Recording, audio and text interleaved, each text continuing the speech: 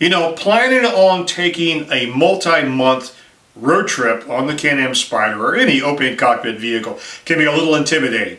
That's why we are doing an exhaustive amount of planning and preparation.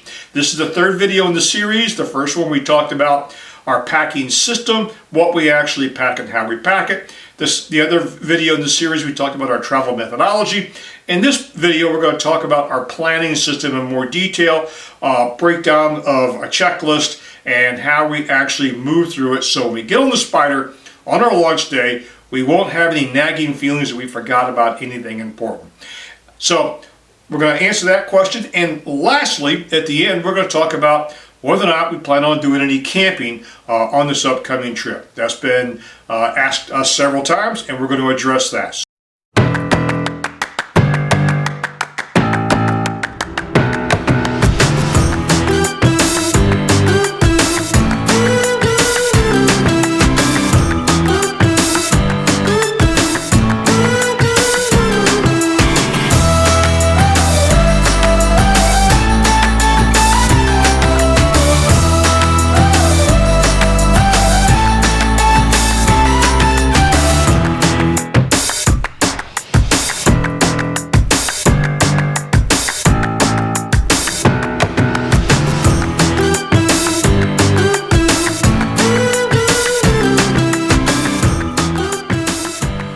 Recently received a request from one of our viewers to talk about the checklist that I use. Now, he asked me if I would share a copy of my checklist. Well, that doesn't really work because what I might pack and what you might pack are totally two different things, but I can tell you about the system that I use to actually plan and pack for a trip.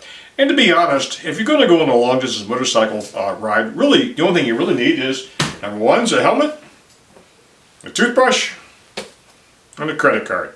And from there you can pretty much improvise. But I'm sort of old school and I like checklists. So I try to plan as much as I can, yet be flexible enough in my planning that it's not too rigid of a plan.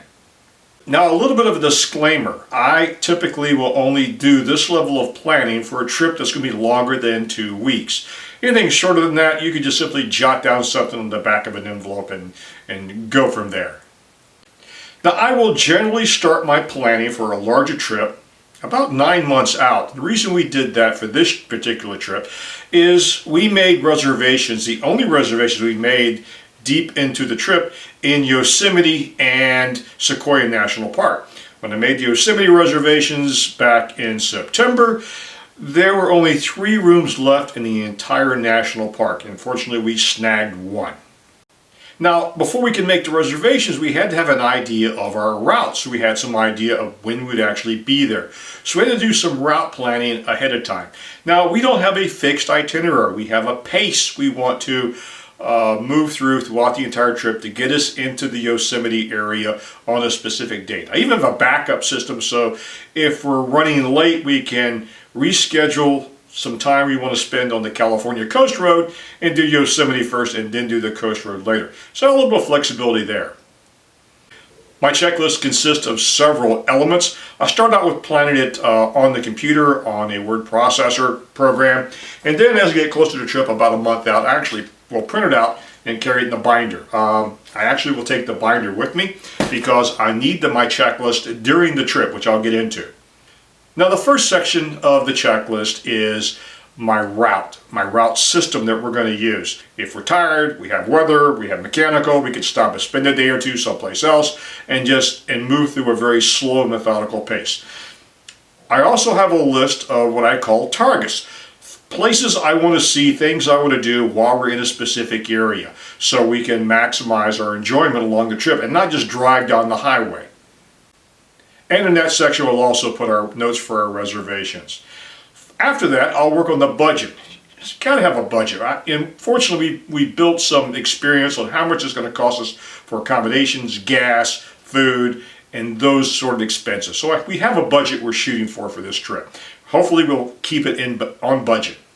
The next area is things that I want to acquire or do before the trip, such as do the preventative maintenance on the Spyder. We're due for some new spark plugs. We're going to have to do an oil change, get that done. I'm going to update the GPS. I'm going to get a portable hard drive to take with us to back up all of the video files on. So I need to do these things, and that's built into my checklist.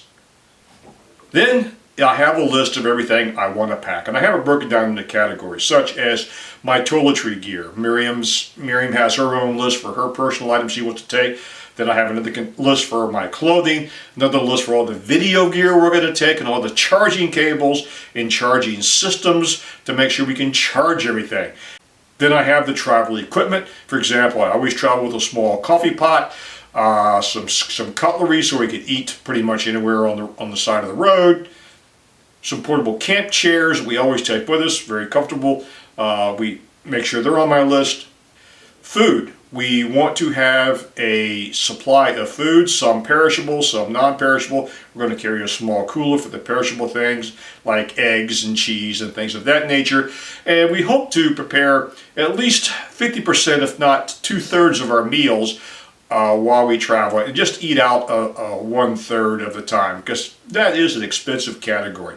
Now we're only going to take with us maybe 2 days, maybe 3 days worth of food, and then resupply as we go along. I also like to take a complete backup of all my personal documents that we have, such as the registration for the vehicle, photocopy my driver's license, insurance documents, things of that nature. Heaven forbid if we're in a situation where I've lost my billfold, that we still have all the documents we need for any type of contingency. And then everything is put on a timeline. Starting out with, I have the things that I want to make sure I've done at the very last moment as we're climbing on the Spyder for the trip. Such things as, did I bring my cell phone? Do I bring my cell phone charger? Do I have my billfold? Kind of important to make sure you forget those and not get halfway down the road and realize, I forgot my billfold. So I use a checklist for those simple things because it's going to be a little emotionally overwhelming knowing that we're going to be gone for at least 2 months. Then I have a list of the things I want to do the day before, which includes charging everything. Make sure all the SD cards are cleared, ready to go, and we're ready to climb on the Spyder and start the trip. Next category is things I'm going to do a week out. Everything I want to pack, make sure it's loaded properly, and proper checks, make sure the Spyder air pressure on the tires is correct, and those things. About a week out, I'll have a checklist for that. Then I want to have a checklist for about things I need to do a month out. These are the things I need to purchase. Like I mentioned, the portable hard drive, update the GPS, so I have a 30-day out checklist. And then my 90-day checklist, which we're almost into now for this trip, such as the Spyder service I want to get done, ordering the paper maps, and that sort of thing.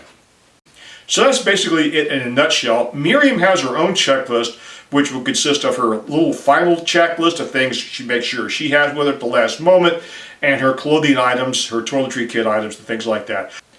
So with any large project of this nature, there's a lot of moving parts. So I have found if I don't write it down and put it in the list, I'm liable to forget something. I just know how I am, and I feel much more confident when I have it on a checklist and I can check it off. So when we motor away from home on that fateful day, this spring, that I know I have planned everything and executed it as best as I can and didn't leave anything to chance. All right. So one of the questions we get a lot in preparation of this upcoming trip is, are we going to do any camping? Well, the answer to that is not on purpose. And the reason is, even though we've done a significant amount of research, bought some gear, tested it out, we've come to the conclusion that since we have the ability to stay in a little bit more comfortable environment, we're going to choose to do that. It'll range from a efficiency type hotel with a kitchen in the living room so we can take some rest days and get in there and prepare some meals, just relax, to glamping, the glamping type format where basically it is sort of tent camping, but it's sort of higher end tent camping. We did something like that a couple of years ago where we rented a Airstream camper and stayed in it for a few days, although that was through the Airbnb platform. So that's where we're going to mix that up and do that and stay in some smaller but quality motels along the way. Something about having climate control, a comfortable mattress, and indoor plumbing it's just too darn appealing for this portion of our life, and so I think that's the direction we're going to go. So what about all the gear we bought? Well, fortunately, my stepdaughter lives within a half an hour's drive of the Shenandoah National Park and the Appalachian Trail, and she's very much into the outdoors, so we have donated most of our gear to her, and she's using it, which is great, because I hate to see all that gear go away and not be used properly. So hope that answers that question. So camping, not this trip, probably not on purpose.